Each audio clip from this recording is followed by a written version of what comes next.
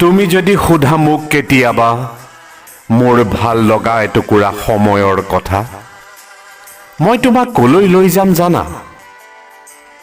দ্বীপৰ বিলৰ পাৰৰ এখনি ঠাই, প্ৰথম বাছৰ হৰ্ণেৰে য'ত ৰাতিপুৱাই দেশ গঢ়াৰ কাৰিকৰ য'ত বনাই, মন গঢ়াৰ পৰিৱেশ যিয়ে বিলায়, য'ত 4 বছৰত মৰম লগা বুদ্ধিমান ল'ৰাটো আৰু ছোৱালীজনীৰ আমূল পৰিৱৰ্তন হয় দেশ গঢ়া সেনানীলৈ। সেইখন মোৰ মৰমৰ জালুকবাৰী বন্ধু, মোৰ অতি মৰমৰ ঠাই,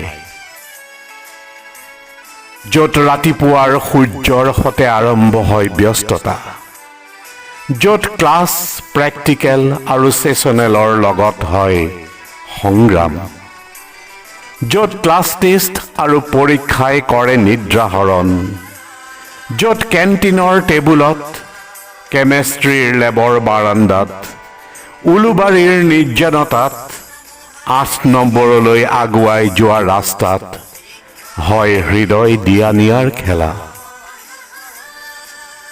য'ত হোষ্টেলৰ ৰাতিৰ আড্ডাত আৱিষ্কাৰ হয় বহু গালিব, ৰবীন্দ্ৰনাথ, আইনষ্টাইন, পংকজ উদাস, জগজিৎ আৰু জে.পি. দাসৰ, য'ত ৰঙীন গ্লাছত গঢ়ি উঠে হাজাৰটা সপোন, য'ত আৰম্ভ হয় কটকটীয়া বন্ধুত্ব,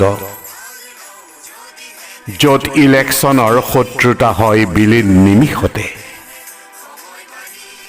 গোটেই ঠাইখনৰে একমাত্ৰ সংজ্ঞা মৰম আৰু বন্ধুত্ব। সেয়াই মোৰ মৰমৰ এইচি জালুকবাৰীৰ মোৰ অতি মৰমৰ ঠাই। পলে পলে অনুপলে মই সদায় তোমাৰ লগত, হ'ব পাৰোঁ দূৰ জীৱন আৰু জীৱিকাৰ তাৰণাত, হ'ব পাৰে ক্ষণিকৰ বিচ্ছেদ, তথাপিও যে আঁতৰ নহওঁ তোমাৰ পৰা, কাৰণ মই জানো তোমাৰ স্থিতিয়েই মোৰ স্থিতি, তুমি বিহনে মই এক বৃহৎ শূন্য।